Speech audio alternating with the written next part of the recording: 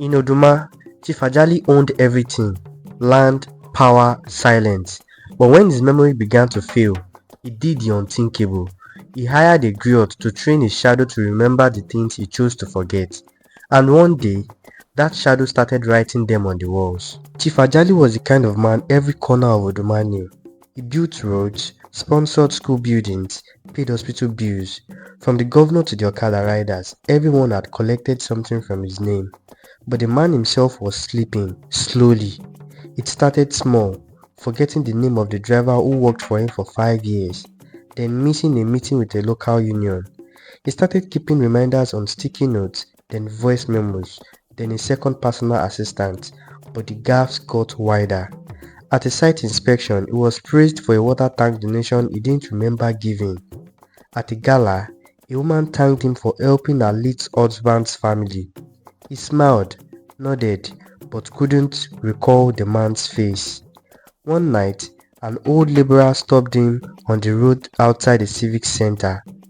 "You said you would pay for my surgery," the man said, lifting a half-bandaged hand. "You only paid half." Ajali looked at him and calmly said, "I don't remember that." The man didn't shout, he just walked away.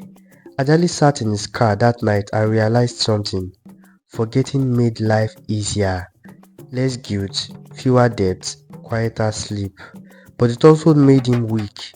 He started to fear one thing powerful men don't survive: being seen as confused. Then someone told him about Griot Kande. Kande lived behind the old market in a one-room mud house with smoke-stained windows. A keeper of stories, histories, and things the mind let go. Ajali visited at night, no convoy. "I'm forgetting what I shouldn't," he said. Candy stared at him, then pointed to the floor. "Let your shadow carry it." Old Oduma legends claimed a man's shadow could be trained, taught to remember the things the mind could no longer hold. But it came with a rule: you must never lie again, or the shadow walk on its own. Ajali agreed. He paid 7 gold rings.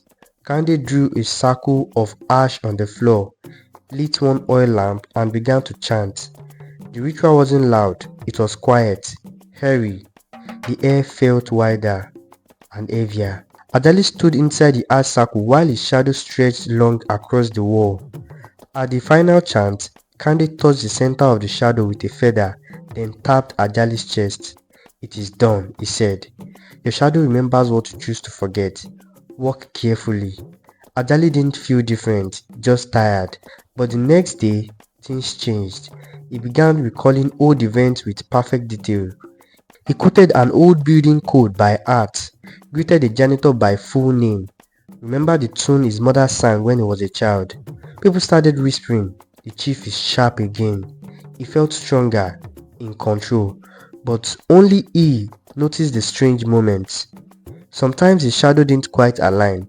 Once, while stepping into his compound, it lagged behind. At the podium, he stood straighter than he did. He shook it off. Nobody knew what he had done. Not even his wife, not his board.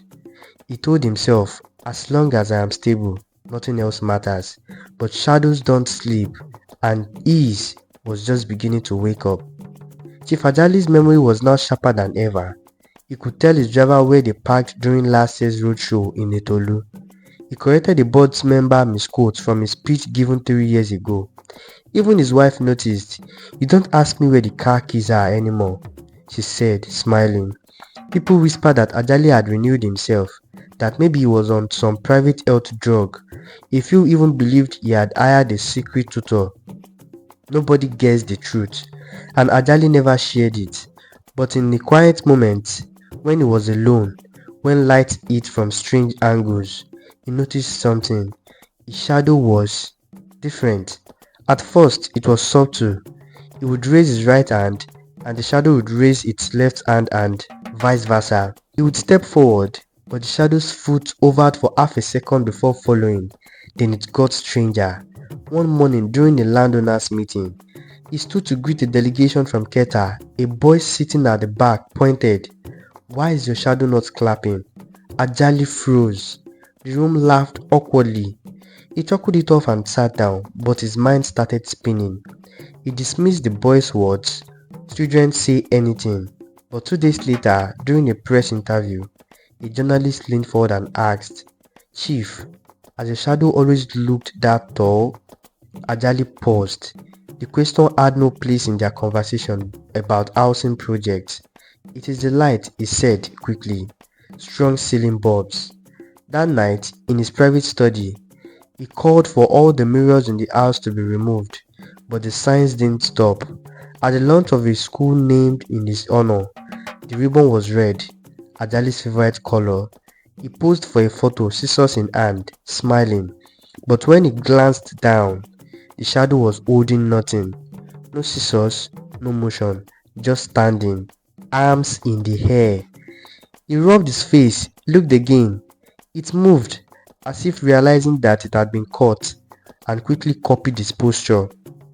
Ajali said nothing to anyone, but he made a quiet visit back to Griot. The shrine was dim, the same as before. "You never said it would move differently," Ajali said. Kande looked up slowly.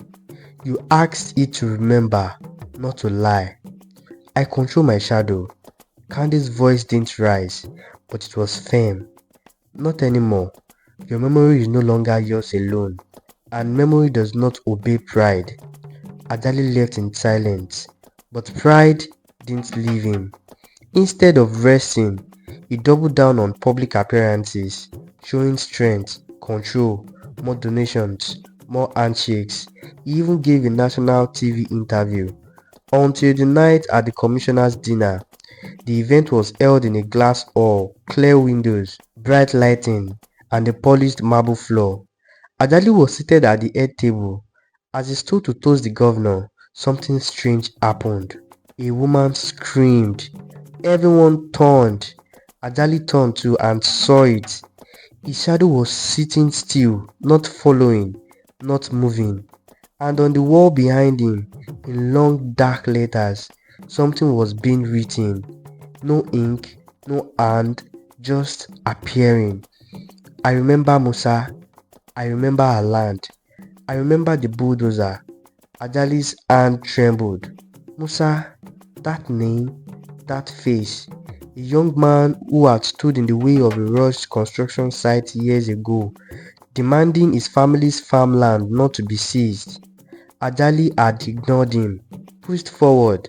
That same month, a bulldozer crushed a protest tent with 3 people inside. He had erased that memory, but now it returned in black. Ajali collapsed before the toast. Chaos followed. Some said it was stroke, others said exhaustion. But inside, Ajali knew what it was. The shadow was no longer keeping secrets. It had started talking. And it wasn't done. The next morning, a security guard found words scrawled across the floor of Ajali's private office. "Adaobi, her home, her tears." A journalist leaked the story. The press swarmed. Is the chief haunted? Is this a spiritual attack? As his past finally returned to punish him, nobody had real answers, but the whispers grew louder. And each time Ajali stepped into light, people began to watch his shadow more than his face. After the dinner incident, Chief Ajali stayed indoors for 4 days. He cancelled all public appearances, turned off his phones, told his assistant to blame fatigue or a minor blood pressure scare if anyone asked. But rest didn't help, because now the writing wouldn't stop. Each time the sun came through a window, the walls darkened with fresh words. No one else saw it this time. The moment someone entered, the messages vanished like steam. But Ajali saw every letter. "I remember the boy at the gate. I remember the woman with the twins. I remember the land title you never signed." He thought of repainting the walls. Then he tried keeping the curtains shut. Then he moved his office entirely to another wing of the house. Still, the shadow followed. And wherever it landed, floor, wall, table, it carried names, memories, moments Ajali had buried long ago, one lie at a time. One night, the writing appeared on the bedroom mirror. "You remember too. Stop pretending." Ajali punched the mirror until his knuckles split. By the end of that week, the press had turned wild. Old activists began coming forward with claims that Ajali once cleared an entire slum with zero compensation, that two boys died during the construction of one of his estate gates, that his donations to public hospitals came with private strings like contracts for his own supply company. Is this karma? The headlines asked. Oduma's golden chief now haunted by his own past. Some people called it madness, others called it a curse. But people who had known loss, the ones who whispered in corners for years, saying one day God will show his face, they now walked tall. Some stood outside his house, silently, just watching. Ajali's wife packed her bags by the 10th day. I married a man, not a ghost, she said. She left without waiting for an answer. That night, the biggest message yet appeared briefly across the bedroom wall. Your brother, the company, the lies. Ajali felt the floor spin. He hadn't heard his brother's name in years, not since their fallout over shares from the family firm. Ajali had secretly altered the contract, taking full ownership behind his brother's back. It broke the family. His mother wept. His brother left Oduma. No one spoke again. And now his shadow remembered it. Ajali locked himself in his office and called Griot again. I want it gone, he said. The shadow, the memory, everything. Candy didn't shout, but his voice carried iron. You asked it to carry the truth. Now it is doing its job. It is not the shadow that is the problem. It is the man. I am losing everything. Candy sighed. You are only losing what was never yours to begin with. Ajali hung up. That weekend, an emergency press conference was called, not by him, but by the elders, council of Oduma, men and women who had watched the city rise and bend under Ajali's influence. They didn't ask for his side, they called for a hearing. Not a trial, a cleansing. It was an old Oduma custom. When a person's name became too heavy for the ground, the people gathered to hear the truth out loud and decide what would be done. Ajali was summoned. He wore white, no ring, no watch, just him and his shadow. The town square was full. Former workers, mothers, street vendors, even school children who once had danced at his festivals. One by one, people stood. Musa's mother, wrapped in a faded wrapper, her voice cracking. I begged you not to rush the work. I begged. But you needed to open that plaza. Now, I sweep sand where my son should be. Adaobi, the widow, stepped forward, her face tight with anger. You didn't just take my house.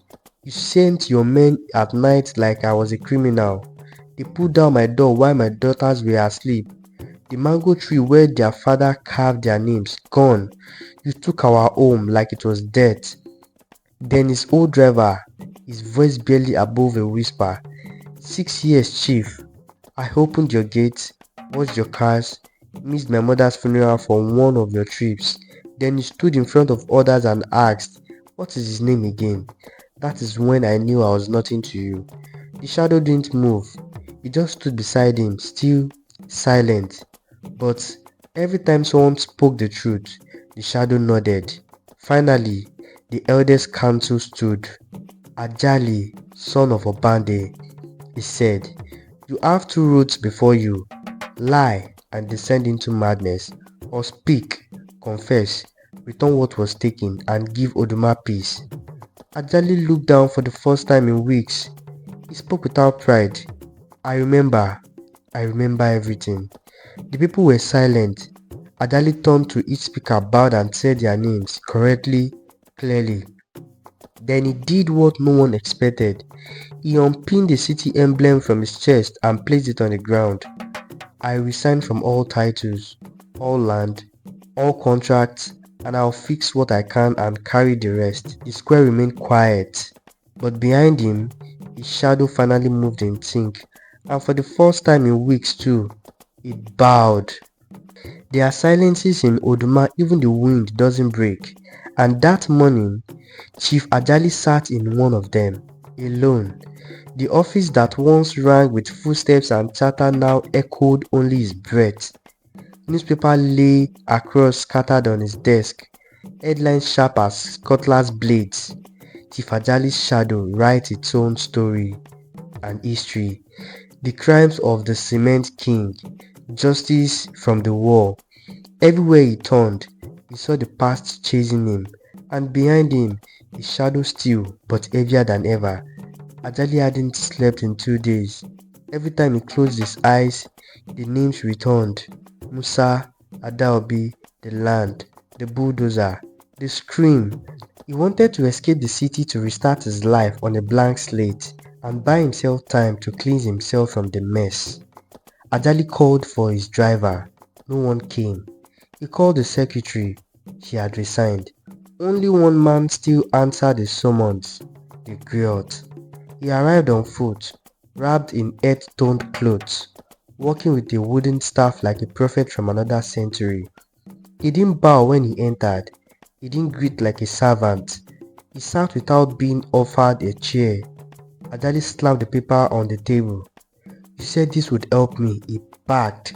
"You said my shadow would remember for me, not humiliate me." The girl didn't flinch. Instead, he unwrapped a bundle under his robe, an old wooden totem, marked with strange symbols and a name Ajali hadn't seen in years. Ajali's eyes narrowed. "What is this?" The girl's voice was calm, but made of flint. "My name is Olude. You would not remember, because you chose to forget. But once I was a prince of Ojimi, the village where your empire began. My father owned the land where your first block was cast." Ajali stood. He suddenly felt dizzy. That village, the land was empty, abandoned. The girl's voice rose. "Abandoned? You bribed the land clerk, sent enforcers in the dark, burned our archives, called us cutters on our own soil, and when the protest came, you paved the road right over our shrine." Ajali backed away, not from fear, but shame. "Why didn't you come to court? Why wait?" The Griot stood now, taller than he seemed before. "I know the law couldn't break you. You had judges in your pocket, reporters on your payroll. You were untouchable, unless your own shadow turned against you." Ajali's knees buckled. He fell into his chair, trembling. The Griot stepped closer. "So I waited. I studied the old rites. And when I saw you forgetting, when I saw your power devouring your memory, I gave you the tool you asked for. But I never said the shadow would lie for you." He dropped the totem on the table. "This is what you erased, but the ground remembers." Ajali whispered, "Why now?" The Griot replied, "Because the city needed to see what happens when pride eats history. Because your silence was louder than truth." Then he turned and walked out of the office. As he passed through the doorway, Ajali's shadow, without Ajali moving, turned and followed him. Word spread across Oduma like fire in dry grass that Ajali had plans to leave the village, unwilling to wait and fix his mistakes because of his ego, and that his shadow had followed the Griot out, that it no longer waited for its master. People gathered in the town square. Some prayed, some cursed, others simply stared at his house gate in silence. And at dawn, a new image shook the city. On the inner walls of the council hall, dark writings appear. Not paint, not chalk, not ink, but the shadow itself. Long slashes, old names. Ajali finally realized his repentance should be beyond words of mouth, or it could get worse. And so it began. The bulldozed land was cleared. The estate built over Musa's grave, demolished. The land turned into a public children's clinic, named the Remembering Ground. Adaobi, the widow, received full title to a rebuilt home and a letter. "I took more than land. I took legacy. I am returning both." Contracts were dissolved. Ajali's wealth, piece by piece, was handed back to the city that once feared his name. With what remained, Ajali built a single open shelter beside a marketplace. No walls, just benches and books. He called it the listening place. Here, he came every evening, not to preach, not to defend, but to listen. People came one by one, old vendors, riders, youths, to tell their stories of corruption, of humiliation, of being forgotten. Ajali never interrupted. Sometimes they asked why he stayed, and he would say, because living would have been easier. One evening, as the sun dipped down over Oduma, Ajali stepped out of the listening place and paused, faint but visible, his shadow stretched long across the earth. For weeks it had not appeared, but now there it was, not ahead, not twisted, just walking with him. A child selling oranges looked up and asked, "Chief, your shadow came back." Ajali smiled faintly.